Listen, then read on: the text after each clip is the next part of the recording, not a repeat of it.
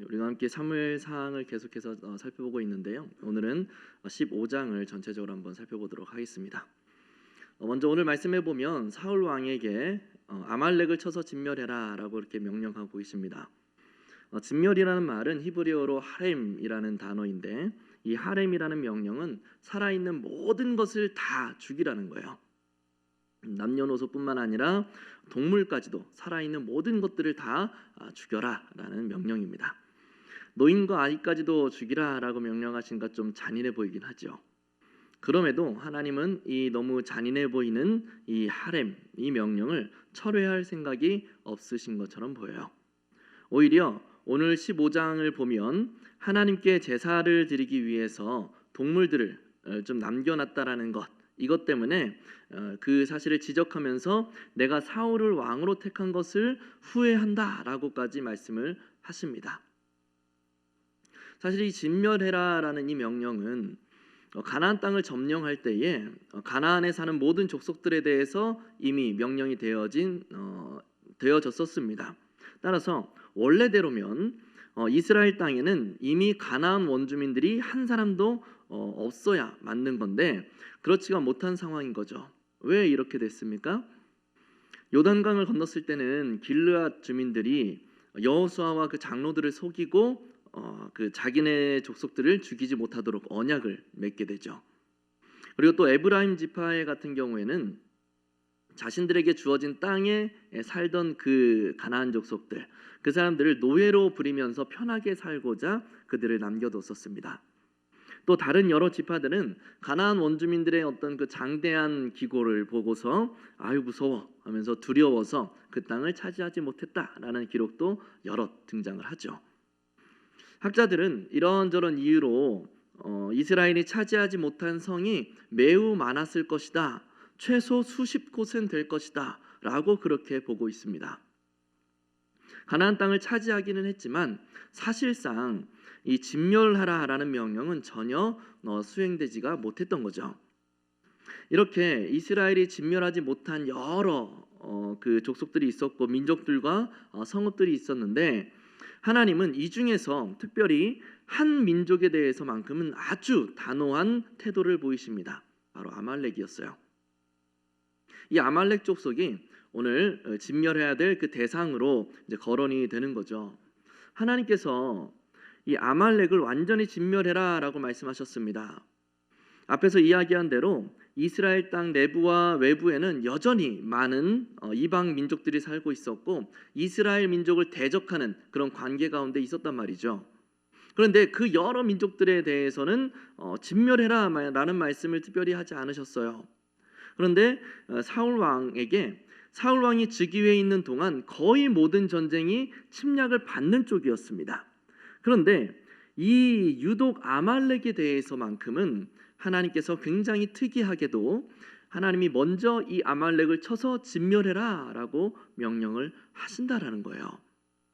그 이유를 오늘 본문 2절에서 애굽 말을 말씀하고 있는데 애굽에서 나왔을 때에 이스라엘을 그들이 대적했기 때문이다라고 그렇게 밝히고 있습니다.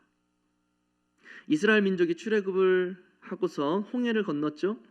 홍해를 건너고 바로 직후에 이 이스라엘의 앞을 가로막은 민족이 있었는데 바로 아말렉이었어요. 이 아말렉이 이스라엘 민족을 언제 막았다고요? 홍해를 건너고 직후에 막았습니다.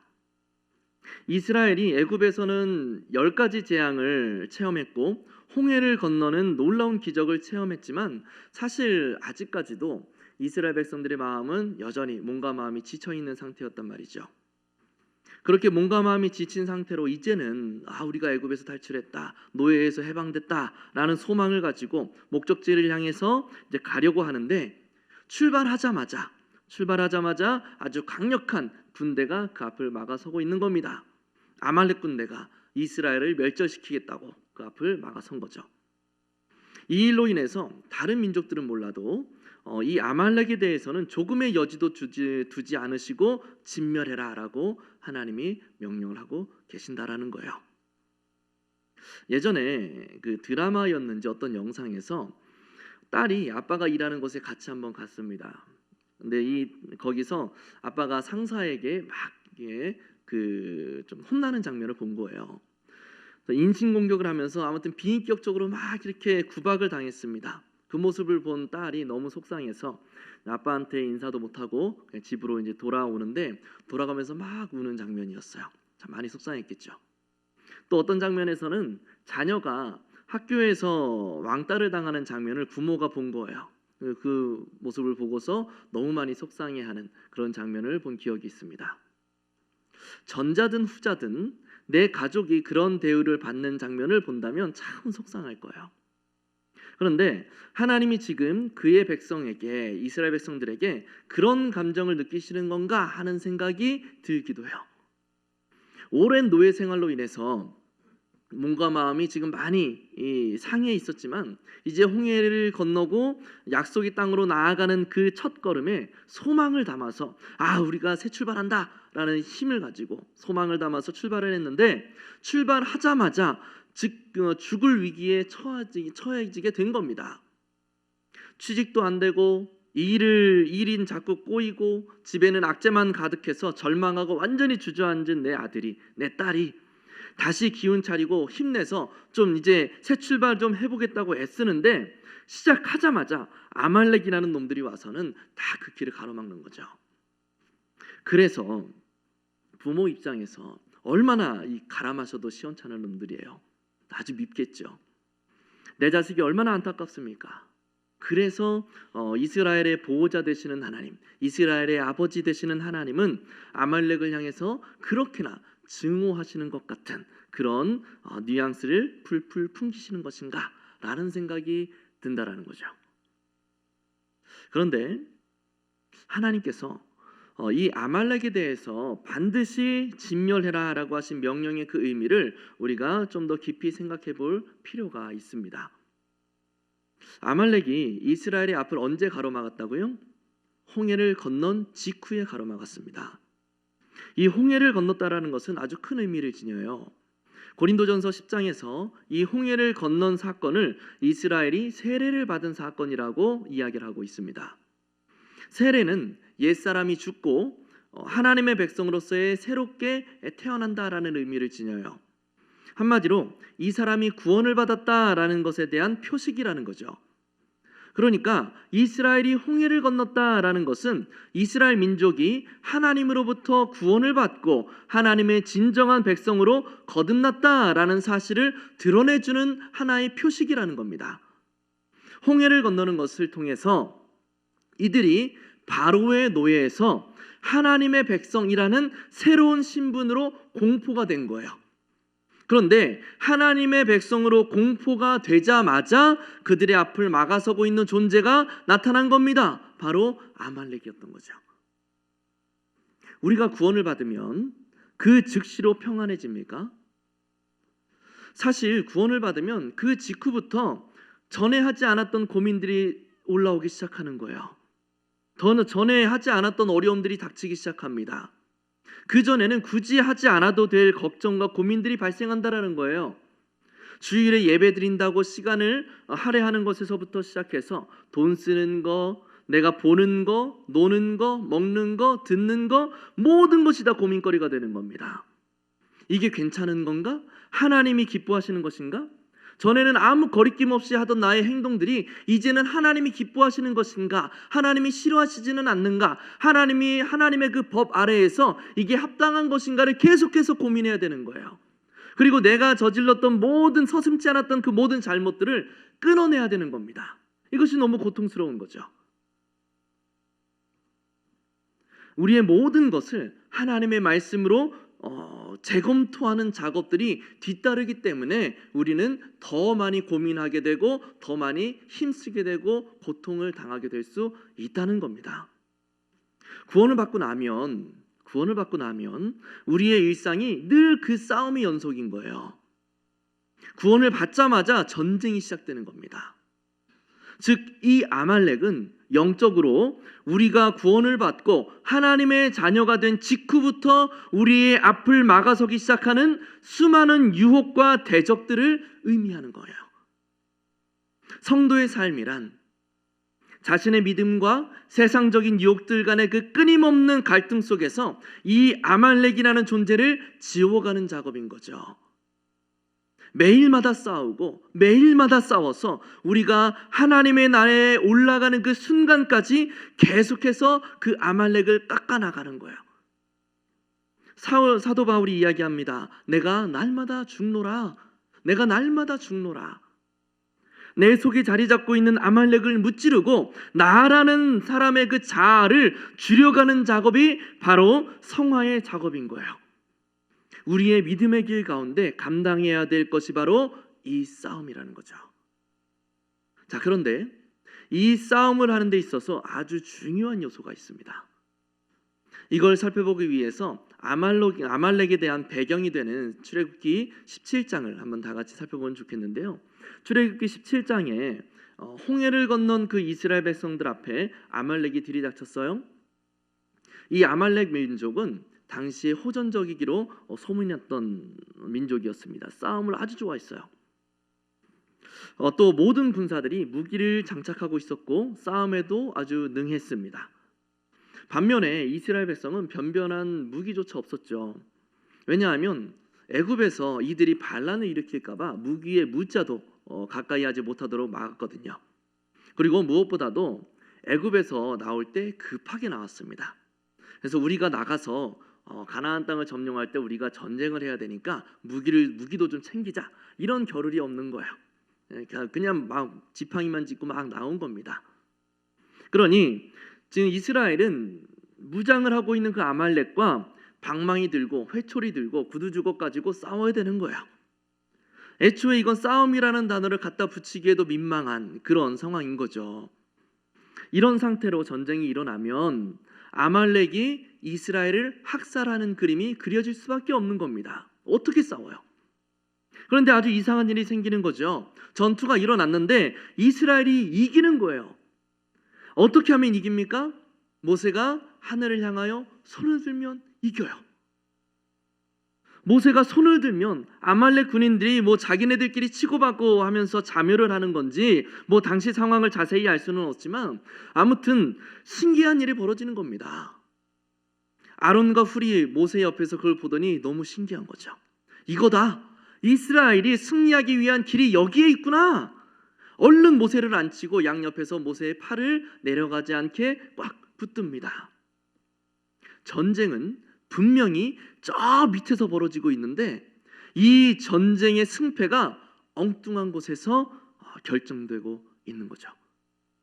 싸움을 잘해야 이길 것 같았는데, 전술이 좋아야 이길 수 있을 것 같았는데, 무기가 좋아야 이길 줄 알았는데 신기하게도 손을 들고 있는 것으로 승패가 갈라지게 되는 거예요.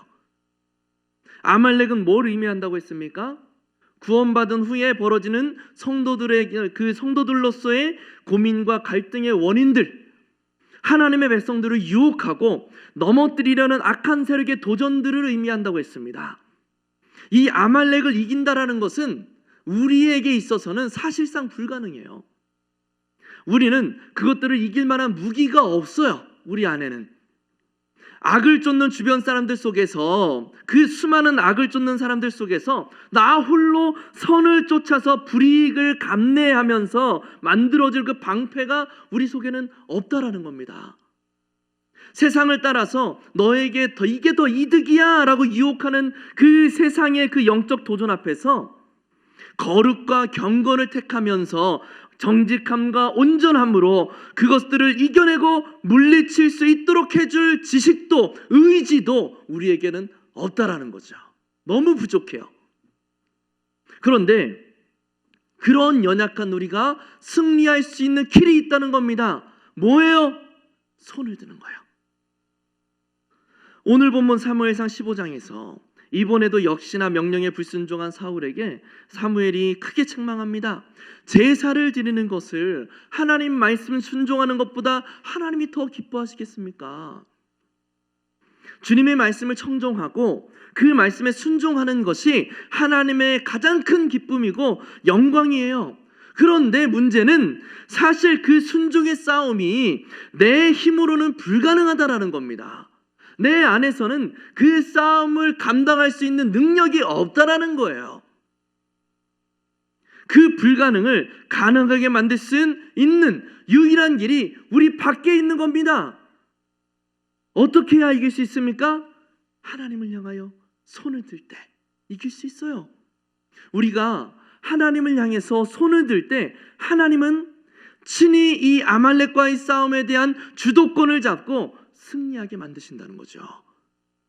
우리가 신앙 가운데서 나 자신을 이겨내고 나의 몸과 생각을 쳐서 하나님의 말씀 가운데 복종하게 하기 위해서는 내가 그 싸움을 주도해서는 안 되는 거예요. 내 의지로 이기려고 해서는 안 된다라는 겁니다. 싸우는 건 나지만 그 전투의 주도권을 하나님이 쥐고 계셔야 된다라는 거예요. 내 마음에 임재해 계시는 성령 하나님께서 계속해서 내 마음에 선한 마음을 창조해 주셔야 되는 것이고, 하나님께서 끊임없이 나를 도와주셔야 우리가 승리할 수 있다라는 거죠. 하나님이 주도하셔야 승리할 수 있습니다. 따라서 우리가 하나님의 백성으로서 성도로서의 삶을 성공적으로 이루어내기 위해서 필요한 것은 무엇입니까? 나의 영적 전투의 주도권을 하나님께 완전히 맡겨드리는 거예요. 하나님을 향하여서 나의 두 손을 높이 들고 나의 무능력함을 고백하는 거예요. 그래서 하나님만이 나의 구원이시고 하나님만이 나의 능력이심을 인정하고 간절히 하나님의 역사와 도우심을 간구하는 것, 그것만이 우리가 아말렉이라고 하는 강력한 대적 앞에서 승리할 수 있는 유일한 방법이 되는 겁니다. 말씀을 맺겠습니다.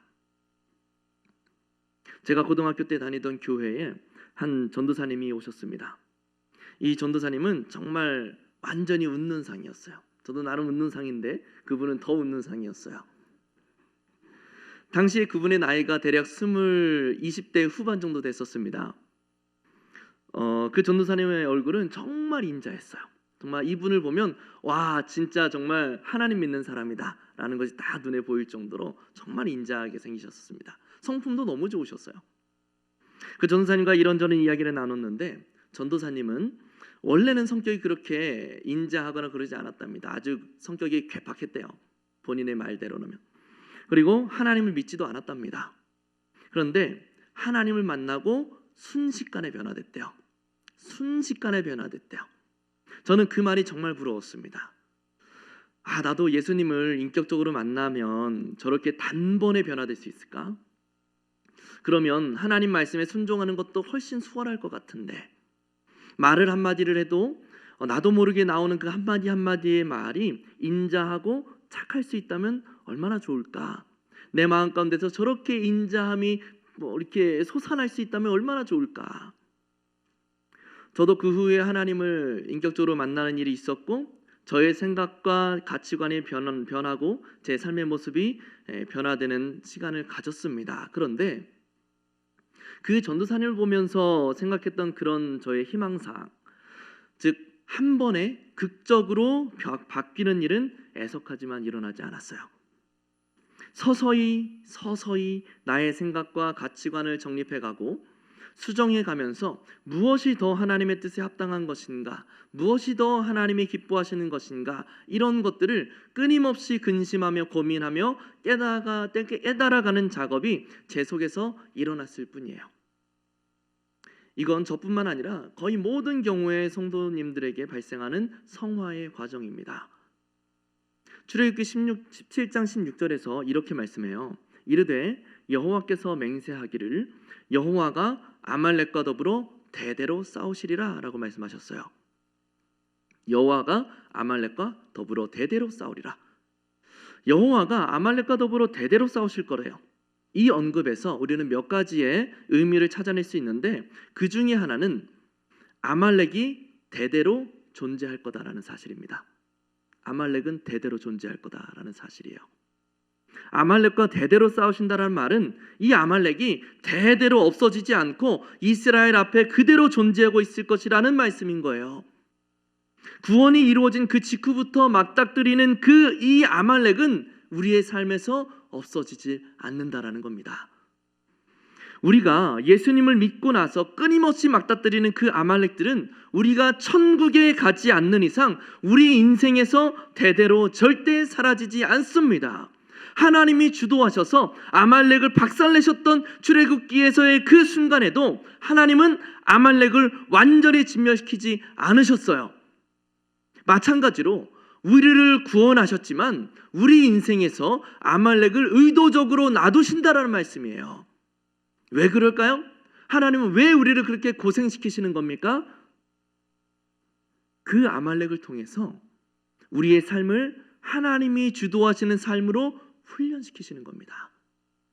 우리 인생에 발생하는 여러 고민과 갈등들 속에서 마치 아말렉과 같이 강력하게 우리를 대적하는 어둠의 그 영들 앞에서 하나님의 역사와 섭리에 나의 삶을 맡기는 법을 훈련시키신다는 거예요. 그 아말렉을 통해서. 무엇이 하나님의 백성으로서 합당한 것인가? 어떻게 하는 것이 지혜로운 행동인가? 하나님께서 기뻐하시는 것은 어떤 것들인가? 하나님. 우리 인생에 하나님으로 가득 찰 그 순간을 그리면서 하나님은 우리 삶에 여전히 도사리고 있는 그 아말렉을 사용하신다라는 거죠. 나의 앞을 가로막고 있는 아말렉은 무엇입니까? 우리가 구원을 이루어가는 그 여정 속에서 나의 믿음을 흔들고 절망하게 만들고 힘겨운 부르짐을 야기하는 그 요소는 무엇인가요? 나를 대적하고 있는 이 아말렉이 무엇이든지 간에 중요한 것은 내가 주님을 향하여 손을 들고 있으면, 내가 주님을 향하여 손을 들고 있으면 주님께서 우리로 하여금 승리하도록 만드실 것이라는 사실입니다. 하나님을 의지하고 하나님을 바라보면서 나의 연약함과 나의 무능력함을 고백함으로 겸손히 하나님의 능력을 갈망하면, 하나님을 향하여 간구하면 하나님은 불가능한 일을 이루시고 결코 벌어질 수 없는 놀라운 역사들을 우리의 삶에 이루어 가신다라는 거죠. 나의 힘으로는 어차피 안 돼요. 내 안에 있는 것들로는 어차피 안 돼요. 내 능력과 내 지혜와 내 의지로는 안 돼요. 하나님께 영적 전투의 주도권을 넘겨드려야 되는 거예요. 이 싸움의 주도권을 하나님 앞에 올려드려야 되는 겁니다. 아무런 무기도 방어구도 없는 우리가 강력한 대적을 상대로 승리하기 위한 길은 그 방법밖에 없습니다. 그러므로 하나님께서 우리를 부르시는 그 순간까지 우리의 구원을 이루어가는 과정 가운데 오직 하나님의 능력을 붙들므로 강력한 대적을 능히 물리쳐갈 수 있기를 바랍니다. 우리 모두가 날마다 나를 죽이며 늘 하나님께 이 싸움의 주도권을 넘겨드림으로 우리의 구원을 온전히 이루는 그날까지, 우리가 하나님의 나라에 이르는 그날까지 우리 앞을 막아서는 아말렉을 통쾌하게 무찔러 나아갈 수 있는 거룩한 하나님의 백성들 될 수 있기를 예수님의 이름으로 간절히 축복합니다.